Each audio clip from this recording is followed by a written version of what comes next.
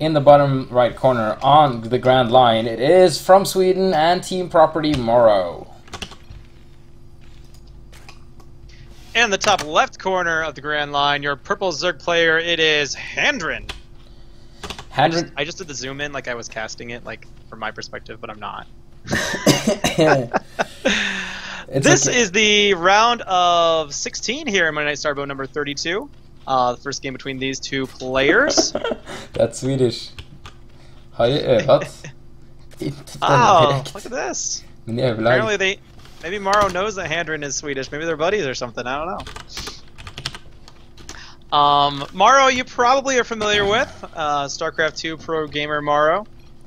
Playing Terran here in Starboat. Does he still play Zerg in StarCraft 2, or is he Terran in StarCraft 2 also? Do you know? He plays. Oh, sorry. What was the question again? Which rate does he play Zerg or Terran in StarCraft 2 currently, MorroW? Oh, I think it's Terran. I'm pretty sure it's Terran. Okay. Yeah. I know you switched a couple times, so I wasn't sure. Oh wow, we're back. We still have 80 viewers. People have been sticking around, man. They've been believing. Well, they had no other Twitch streams to go to. Yeah, only MorroW's, which 600 viewers on MorroW is being like the only person with any viewers. And our stream's back up on TL too. It doesn't show any viewers yet, but it's back on TL. I try to get that set back up. Okay, cool.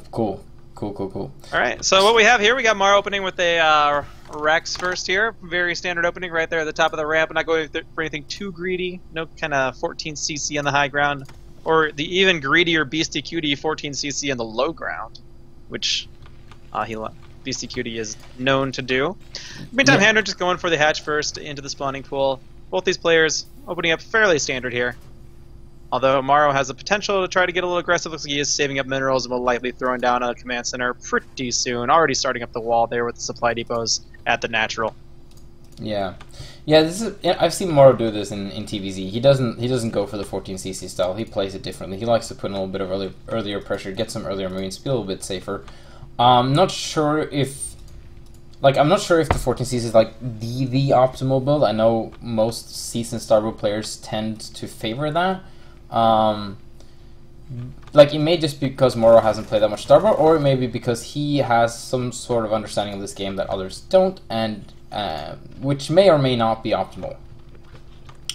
Handren getting his gas now, and he's getting a third in-base hatchery, opting for that instead of queens, which is something we are seeing more and more about. Something we're seeing more and more in Starboat. We're seeing about. Sorry. I'm just I'm still a little bit thrown off, right? Yeah, thrown off. Me too. Panic I'm mode. still trying to update things and be like, hey Reddit, we're back, Yeah. Oh, are you posting in Reddit? Good. Oh, could you? Yeah, I just posted in the thread. Could you tweet that we're back too, because I'm observing this game, so I can't really out-tab out of it. Absolutely. Oh, so because I was tweeting about having technical difficulties, so because I couldn't get my blender to work, so. But MorroW has a group of marines out now. He has no tech lab yet. He's getting his expansion ready, and it's basically very quiet on both ends. Lair on the way though, which is a fairly early one. Yeah, MorroW was Zerg in StarCraft 2, wasn't he? Or is? He's like gone back and forth. Yeah, that's what I was wondering earlier. I wasn't sure, honestly. Might be able to check Wikipedia actually, since I'm not the one observing anyway. I mean. And we're definitely gonna switch over to yours afterwards. Well, we're gonna see if it works first, but try to switch after this game because I really gotta go to bed soon.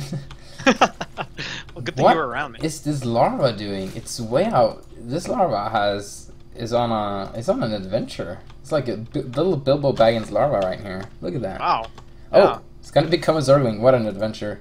He will, north end of the hatch. He will go to MorroW's base, and he will probably not come back again. So it's just half of the book basically. There. Yeah, and it looks like MorroW does play Terran in Heart of the Swarm. Oh, okay.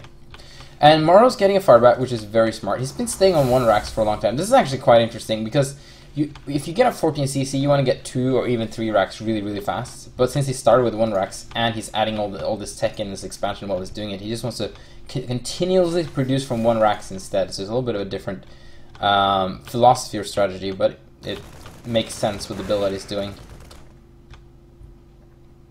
Zergling's gonna spot some units out in the middle of the map. Spire's on the way, and it's gonna be interesting to see. The Zergling's giving the bio a bit of a juke here.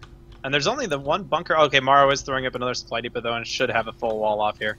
Yeah. So nice and safe here from MorroW. The wall's gonna help him out quite a bit. Oh, there's a firebat in there. There's no way he can do any damage. Oh yeah, they only take up one space now.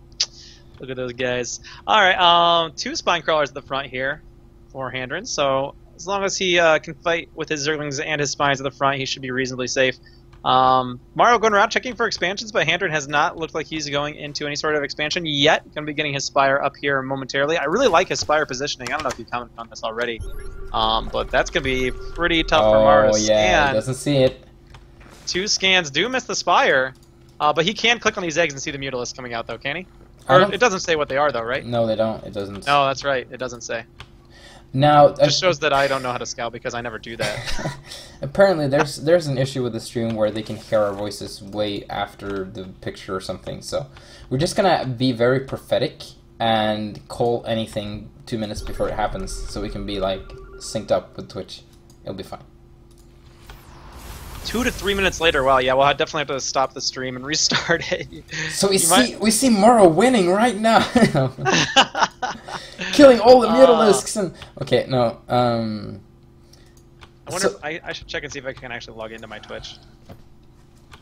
Yeah, you should do that. Make sure that it actually is working. So we got Mutalisks coming out now. MorroW's gonna stay back and defend. I think that's a good idea, or maybe not. He's gonna be somewhat proactive out on the map. And right now, not too much is happening. They're both being. I don't really know what Handren is doing here. He has a flock of mutas. He should use it to harass. He's just because right now MorroW is just free to macro. Yeah. Without having to worry about anything. He's not having to micro around his base, chase down muta flocks, throw up more turrets, try to pull repairs. He can just build whatever he wants. Oh, but Handren's setting up a little bit of a flank here. He wants. Yeah, here comes all the Zerglings. Oh, here it comes. And the Firebat is out of position. The Firebat comes into the fight. It's going to be really important for this fight. But the Firebat goes down right away, and wow, MorroW loses all nice the target bio. firing there from Handren. Actually targeting that Firebat down. And yeah, that's gonna keep MorroW in his base here for a little bit. Yeah. The turrets. Will MorroW get a repair down? No, not enough time for that turret. I'm not sure if Handren only has how many? It's like 8 mutas, something like that, 7 mutas. So he can't really do that much. He has a lot of Zerglings still, but as long as MorroW is careful with his wall, he should be fine. And Handren taking this somewhat hidden third base, which is actually more and more common now in ZVT because he can defend the ramp so easily with lurkers. He already has 2 Hydras. They're just waiting to become lurkers. Yeah, 5 lurkers actually on the way right now. So he'll be sending those guys over. Oh, but MorroW's on top those 2 with it, Hydras at that expansion, then these 5 here at the natural, yeah. MorroW's on top with it, though. Like, he's got 3 siege tanks already here, so any lurker pressure is just going to be demolished right off the bat. Yeah, Irradiate also on the way from MorroW, so he will be able to get his science vessels out and start irradiating here pretty soon. So far, he has only the 1 science vessel on the field, but working on another, and Irradiate will be done here pretty soon, and then we'll see if MorroW can get some nice Irradiates down on this Mutaflak. Here come the lurkers, actually, getting in a pretty aggressive position. Now, does he have... Yeah, siege mode is done here for MorroW, so you can easily siege up right here. Get his science vessel out there, or scan. Nice scan, sees all the lurkers, and MorroW's going to go ahead and come out of his base. All right. And Handren uproots and immediately leaves. Only loses 1 lurker. Well done there. Pulling back at just the right moment. Only losing 1 lurker to the tank fires. Pretty good. How is our voices compared to the picture when in your stream when you loaded it up? Mine? Yeah.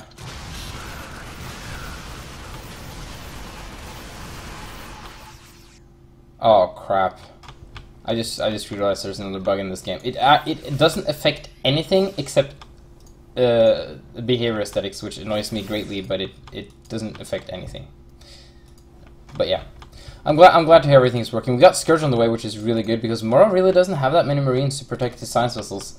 So if Handren can get a good engagement with Zerglings, he should be able to pick off a couple of science vessels.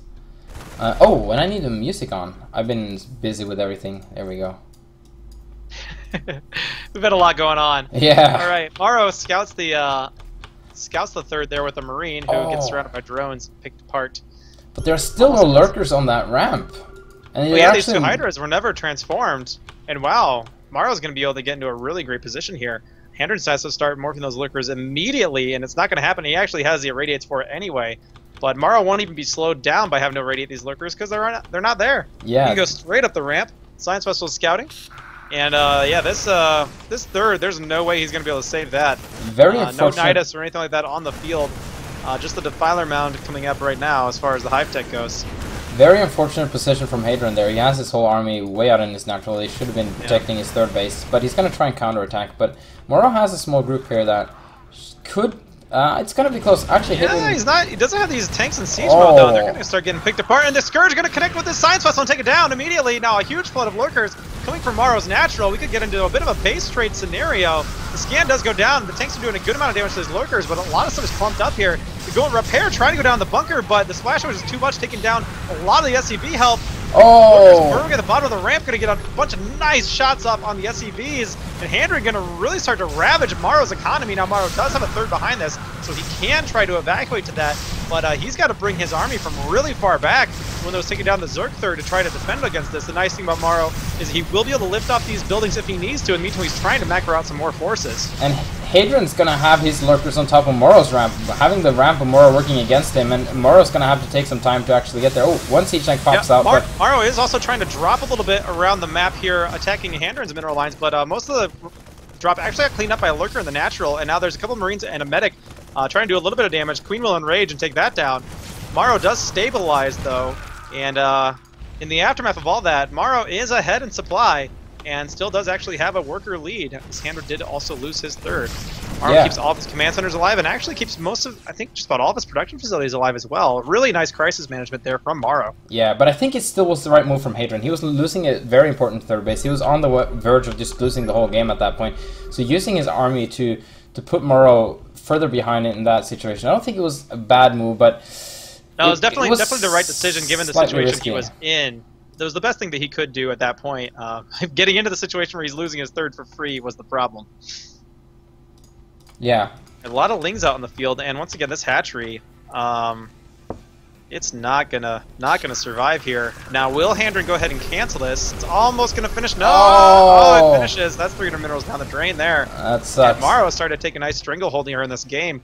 A 40 supply lead, and 3 bases to 2 bases. Oh, and Hadrian's doing the same against a Zerg. Hadrian's doing the same thing all over. He's probably going to go again to attack MorroW's natural, and this time he's bringing Defilers, which would make things even more difficult for MorroW to hold. So, although Hadrian's only on 2 bases, he's getting an effective army. It's not big, but it can potentially do a lot of damage if he gets into a really good position. Yeah, now, behind this, MorroW's actually just going to go for Handren's natural. There's not a whole lot there. And here comes Handren going to actually scout this SCV, or this command center that was trying to build and go to a hidden position. A couple of tanks, though, here. There's the Dark Swarm getting down. The Lurkers and the Defilers get to a nice position. Another nice Dark Swarm. Going to push back the tanks.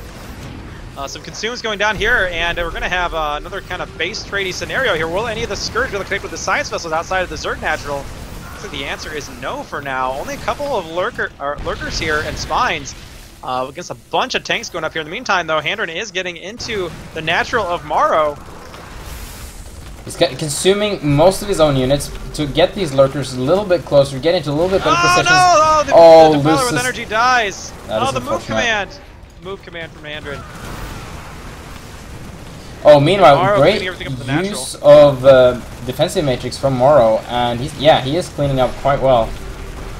And he's going to get the Ultra Cavern, and he's going to get the Nidus Network, which is 2 very important buildings for Handren to keep alive right now.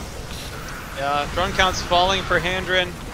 Supply count's going down, losing his tech structure, is going to be losing his natural. The siege tanks are in a great position here. Science Vessel's chilling above. There's the GG from Handren. MorroW takes game number 1. Indeed. Alright, I'm going to stop the stream, and Vex's going to start real quick. So, actually, you're going to have to wait to start it until the game.